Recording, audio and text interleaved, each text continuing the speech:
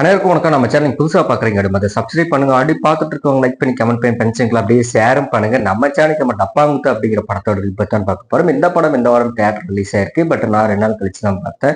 சரி, ஓகே. இந்த டப்பாங்குத்து படத்தில் யாரெல்லாம் நடிச்சிருக்காங்க அப்படின்னு பார்த்தோம்னா, சங்கர் பாண்டியன் அப்படிங்கிறத அந்த படத்தோட ஹீரோவை ஆட் பண்ணியிருக்காரு. இவர் பார்த்தோம்னா தெக்கிர்த்தி அப்படிங்கிற பாரதி ராஜாவோட சீரியல் ஆக்ட் பண்ணியிருக்காரு. இது மட்டும் இல்லாமல் சரவண மீனாட்சியிலையும் ஒரு ரோல் பண்ணியிருக்காரு. இந்த படத்தில் அவர் ஹீரோவை மெயின் ரோல் பண்ணியிருக்காரு. சரி, இவங்களை தாண்டி வந்து தீப்தி அப்படிங்கிறவங்க ஹீரோயினா பண்ணியிருக்காங்க. இவங்க கூட துர்கா அப்படிங்கிற ஒரு கேரக்டர் நடிச்சிருக்காங்க. இதை தாண்டி நம்ம காதல் சுகுமார் சார் நடிச்சிருக்காரு. இன்னும் நிறைய புது ஆர்டிஸ்டர் நடிச்சிருக்காங்க. இந்த படத்தோட டைரக்டர் யார் அப்படின்னு பார்த்தா, இந்த படத்தோட டைரக்டர் திரு முத்துயரா அப்படிங்கிறவர் அந்த படத்தை டைரக்ட் பண்ணியிருக்காரு. அதே மாதிரி இந்த படத்தோட மியூசிக் டைரக்டர் பார்த்தா, இந்த படத்தோட மியூசிக் டைரக்டர் நம்ம சரவணன் அப்படிங்கிறவர் தான் இந்த படத்துக்கு சரி, இந்த படத்தோட மியூசிக் டைரக்டர் சரவணன் தான், கரெக்ட் தான். சரி, அதே மாதிரி இந்த படத்தோட டான்ஸ் மாஸ்டர் அப்படின்னு பார்த்தா, இந்த படத்தோட டான்ஸ் மாஸ்டர் தீனா தான் அந்த படத்துக்கு டான்ஸ் போட்டிருக்காரு. ஏன் நான் டான்ஸ் மாஸ்டர் பேர்லாம் சொல்றேன் அப்படின்னு பார்த்தோம்னா, அது இந்த படத்துக்கு தேவை இருக்கு. சரி, ஓகே. இந்த படத்தோட டியூரேஷன் டைம் அப்படின்னு எடுத்துட்டோம்னா 2 மணி நேரம் 21 நிமிஷம் தான் இந்த படத்தோட டியூரேஷன் டைமே.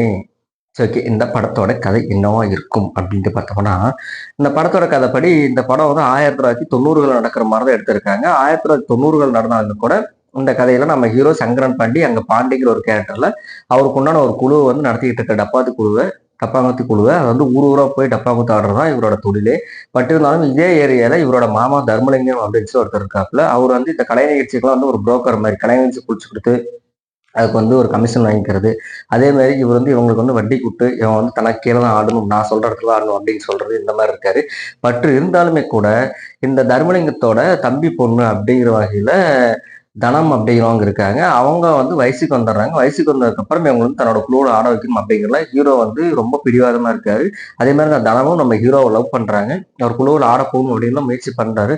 பட் இருந்தாலும் இதையெல்லாம் வந்து நம்ம தர்மலிங்கம் சார் என்ன பண்றாருன்னா, ஒவ்வொரு முட்டுக்கட்டையா போட்டு ஏதோ ஒன்று பண்ணி பண்ணி நிறுத்திட்டே இருக்காரு. நிறுத்திட்டு இருக்கும்போது நம்ம கல்யாணம் பண்ணிக்கலாம் அப்படின்னு சொல்லி தனத்தை பார்த்து நம்ம ஹீரோ பாண்டி கேட்க, எங்க அம்மா யாருன்னு தெரியல, எங்க அம்மா கிடைச்சாதான் நான் கல்யாணம் பண்ணுவேன் அப்படின்னு சொல்ல அவரோட அம்மா யாருன்னு சொல்லி கண்டுபிடிக்க முயற்சி பண்றாரு. பட் அங்க ஒரு கதை நடக்குது. இவரோட மாமாவான தர்மலிங்கம் நடிக்க வர்ற ஆட வர்ற பொண்ணுங்களை எல்லாத்துக்குமே வந்து வெளியே வந்து ஒரு பெரிய தொகைக்கு வந்து ஒரு நாள் லாட்ஜ் அப்படிங்கிற மாதிரி தங்க விட்டு மாமாவை பார்த்துக்கிட்டு இருக்காரு. இவருக்கு மாமா தான், பட் இருந்தாலும் அவர் மாமாவாலேயே படத்துலயும் பார்த்துட்டு இருக்காரு. அப்படி இருக்கிறப்போ அங்க போன ஒரு இடத்துல நடந்த ஒரு சம்பவம் அங்க இருந்தவருக்கு அந்த பொண்ணு பிறந்திருக்கு அப்படிங்கிறப்போ அவர் மிரட்டி மிரட்டி மாசம் மாசம் 1 லட்ச ரூபா வாங்கிட்டு இருக்காரு. அப்பெல்லாம் 1 லட்ச ரூபா பெரிய அமௌண்ட் வாங்கிட்டு இருக்காரு. பட் இருந்தாலும் இந்த பொண்ணோட அம்மா யாரு அப்பா யாரும் கண்டுபிடிக்க நினைக்கிறாங்க. அதே மாதிரி அந்த பொண்ணை வந்து ஒரு பெரிய ஆட்டக்காரியா மாத்தணும்னு அந்த ஹீரோ நினைக்கிறாரு. அதே மாதிரி அவங்க அப்பா எல்லாம் எப்படி இறந்தாரு, இந்த மாமா இப்படிப்பட்ட கேரக்டர் இவர் திருந்தினாரா இல்லையா அப்படிங்கிறது அந்த படத்தோட கதையே. எனக்கு தெரிஞ்சு படத்தோட பாசிட்டிவ்ஸ் அப்படின்னு எடுத்துட்டோம்னா, படத்தோட சாங்ஸ் எல்லாமே நல்லா இருந்துச்சு. ஏன்னா அந்த படத்தோட சாங்ஸ் பொறுத்தவரையிலுமே வரிகள் அப்படின்னு இல்லாம அவங்கவுங்களுக்கு நடக்கிற அந்த கதையை பாடல் வரிகளா கொண்டாந்து நிப்பாட்டி அதை வந்து ஒரு பாட்டா பாடியிருக்காங்க. அதுவும் டான்ஸுமே கூட நடிச்ச ஒவ்வொரு ஆர்டிஸ்ட்டுமே நல்லாவே ஆடி இருக்காங்க, பெர்ஃபார்ம் பண்ணியிருக்காங்க. இதுல ஹீரோவோட தீனா மாஸ்டர் தான் ஒர்க்ஸ் அதிகம் அப்படின்னு சொல்லி நான் நினைக்கிறேன். ஏன்னா படம் ஃபுல்லாவே இந்த 2 மணி நேரம் 20 நிமிஷத்துல ஒரு மணி நேரத்துக்கு மேல பாட்டா போயிட்டு இருக்கு அப்படிங்கிறப்போ அங்க டான்ஸ் மாஸ்டருக்கு ஒர்க் அதிகமா இருக்கும் அப்படிங்கிறது படம் பார்க்குற உங்களுக்கே தெரிஞ்சிருக்கும். அதே மாதிரி படத்தில் நடிச்ச ஹீரோ அவர் பார்த்தோம்னா இந்த கதைக்கு என்ன தேவையோ அதை கரெக்டாக கொடுத்துருக்காரு அப்படின்ட்டாலும் எந்த ஒரு இடத்துலையும் நாடகத்தன்மை தனக்கு நடிக்க தெரியல அப்படிங்கிறதெல்லாம் தாண்டி நல்லாவே பர்ஃபார்ம் பண்ணியிருக்காரு. ஹீரோயின் நடிச்ச தீப்தி அப்படிங்கிறவங்க கலரா இருக்காங்க, நல்லாவும் இருக்காங்க. பட் இந்த கதைக்கு இவங்க செட் ஆவாங்களா அப்படிங்கிற மாதிரி தான் அவங்க அந்த படம் ஃபுல்லாவே நடிச்சிருந்தாங்க. சில இடங்கள்ல குழந்தை தோற்ற மாதிரி நடிச்சிருந்தாங்க. பட் தானே கொடுத்த கேரக்டர் கட்டா பண்ணிட்டு போயிட்டாங்க. படம் எடுத்து 2 வருஷம் ஆச்சு அப்படிங்கிறது எனக்கு படம் பார்க்கும்போது தெரிஞ்சு. இப்போ பிரஸ் மீட்ல ஹீரோயின் எப்படி இருக்காங்க பார்த்தீங்கன்னா உங்களுக்கே தெரியும். கிட்டத்தட்ட இந்த படம்லாம் போன வருஷத்துக்கு முன்னாடி ரிலீஸ் ஆக வேண்டியது இப்போ லேட்டா ரிலீஸ் ஆயிருக்கு. இதுல துர்கான்னு சொல்லி ஒரு கேரக்டர் பண்ணியிருப்பாங்க. ஹீரோயின் கேரக்டரோட ஒரு வெயிட்டான கேரக்டர். ஏன்னா இதே குழுவில் ஆடிட்டு இருக்காங்க. தன்னோட அம்மா ஓடி போச்சு அப்படிங்கிறத தாண்டி அந்த தீப்திங்கிற ஹீரோயினோட அம்மாவும் ஓடி போச்சு அப்படிங்கிறப்போ என்ன பண்றது தெரியாம பொண்ணு பார்க்க வர சொல்லியிருப்பாங்க. பொண்ணு பார்க்க வரப்ப அம்மா ஓடி போச்சு அப்படின்னு தெரிஞ்சா அந்த துர்கா கல்யாணம் ஆனான்னு சொல்லிட்டு ஒரு வயசானவே விட்டுட்டு போயிடுவான்.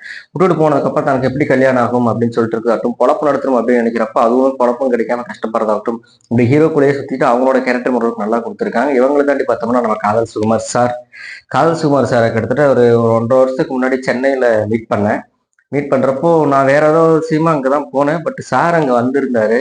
கேப்லாம் போட்டு ஒரு டூவலர் வந்து இறங்கி உள்ள வந்து மேல கை போறப்ப சார் அப்படின்னேன். அதுக்கப்புறம் தான் பேசினேன். ஓரளவுக்கு ஒரு 2 3 நிமிஷம் பேசணும். பேசிட்டு சார் ஒரு போட்டோ அப்படின்னு சார் அப்படின்னாரு. போட்டோ எடுத்துட்டு பார்த்தேன். ஒரு ஒரு நடிகர் அப்படிங்கிறத தாண்டி ஒரு எளிமையான மனுஷனா எனக்கு அந்த இடத்துல எனக்கு தெரிஞ்சாரு. பட் இப்படிப்பட்ட மனுஷனுக்கு என்ன பட வாய்ப்புகள் இல்லை, ஏன் நடிக்காம இருக்கிற அப்படின்னு தோணுச்சு. பட் அவரோட நடிப்புக்கு தீனி போடுற ஒரு படமா தான் இது அவருக்கு அமைஞ்சிருக்கு. ஆனா ஹீரோ கூட வர்றாரு அப்படிங்கிறத தாண்டி படம் ஃபுல்லாவே வர்ற ஒவ்வொரு சாங்லயும் ஒவ்வொரு வேஷம். ஃபர்ஸ்ட் சீன்ல பார்த்தோம்னா ஒரு திரட்டி வீட்டுல பாடுற மாதிரி இருக்கும். அங்க வந்து கிளி பச்சை இதெல்லாம் துணியெல்லாம் போட்டு அங்க ஒரு கெட்டப்ல இருப்பாரு. அதே மாதிரி இன்னொரு இடத்துல பார்த்தோம்னா ட்ரையல் பார்த்துட்டு இருப்பாங்க ஒரு காட்டுக்குள்ள. அங்கேயும் அங்க ஒரு கெட்டப்ல இருப்பாரு. கிளைமேக்ஸ்ல பார்த்தோம்னா ஜோக்கர் மாதிரி ஒரு கெட்டப் போட்டிருப்பாரு. அதுவுமே நல்லா இருக்கும். இருக்கிற தவுல் அடிக்கிறவங்களாம் எஸ்கேப் ஆயிட்டாங்க அப்படிங்கிறப்போ அந்த இடத்துல வந்து ஒரு சாமியார் வேஷம் போட்டு ஒரு பேய் ஓட்டுற சாங் ஒன்று இருக்கும். அந்த சாங்கும் நல்லா இருக்கும். அந்த சாங்ல இவர் பண்ணிக்கிற ஆக்டிங்குமே வேற லெவல் இருக்கும். பட் இதே மாதிரி ஒரு இன்னும் நல்ல படங்கள் நிறைய நடிச்சாருன்னா நல்லா இருக்கும் அப்படின்னு சொல்றேன். பட் அதுக்காக இது நல்ல படம் அப்படின்னு நான் சொல்ல வந்தேன். ஸோ ஓகே சார், காதல் சுமர் சார் வாழ்த்துக்கள். நிறைய படங்கள் நடிக்கணும்னு நினைச்சு நானும் வாழ்த்துறேன். புசுக்குன்னு சொல்லிட்டேனே அப்படின்னு சொல்லி கோச்சிக்காதீங்க. அடுத்து யார் அப்படின்னு பார்த்தோம்னா, இந்த படத்துல நான் சொன்ன எல்லாம் பாசிட்டிவ் தான். ஆக்டிங் ஆகட்டும், மியூசிக் ஆகட்டும், டான்ஸ் ஆகட்டும், எல்லாம் ஆக்டிங் தான், ஓகே தான். அப்படிங்கிறப்ப என்னடா மைனஸ் அப்படின்னு பார்த்தோம்னா, இந்த படத்தோட ஒளிப்பதிவு.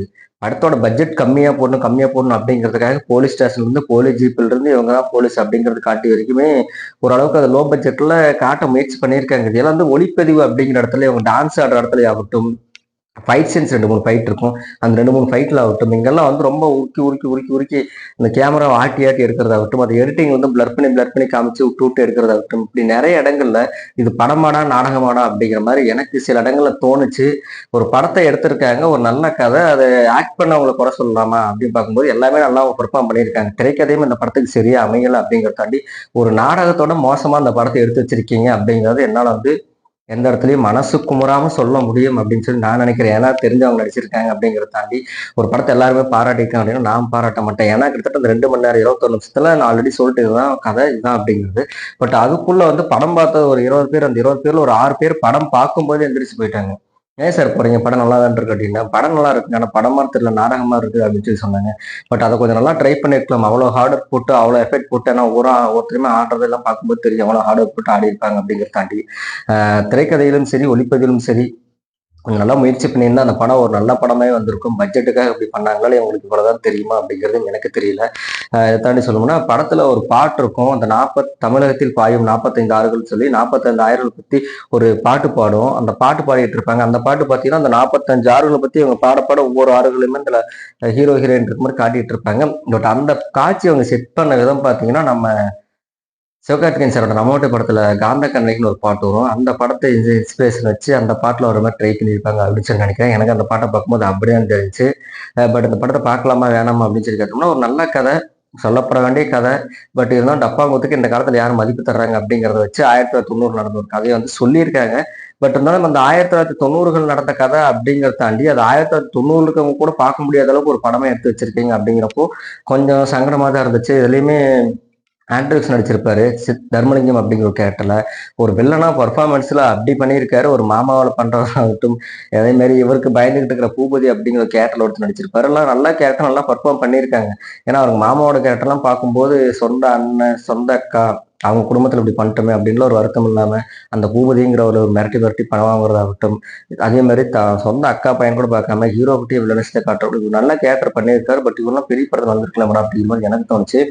ஸோ நல்ல படம் நல்லா எடுக்கல அப்படிங்கிறது வருத்தத்தோடு தெரிஞ்சுக்கிறேன். யாராச்சும் படம் பார்த்துருந்தீங்கன்னா கீழே கமெண்ட்ல பதிவு பண்ணுங்க. மீண்டும் அடுத்த வீடியோவில் சந்திக்கும் வரை அனைவரும் வந்து விடைபெறுகிறேன். சொன்னா ஜோதிமணின்னு ஒரு கேரக்டர் வரும். அதை வந்து இன்டர்வல் பிளாக்காக முடிச்சிருப்பாங்க. பட் இருந்தாலும் அது ஒரு பிளாஷ்பேக், அது ஒரு கட்டுன்னு சொல்லியிருப்பாங்க. சரி, அதுக்கு மேலே சொல்லலைங்க. மீண்டும் அடுத்த வீடியோவில் சந்திக்கும் வரை அனைவரும் வந்து நன்றி.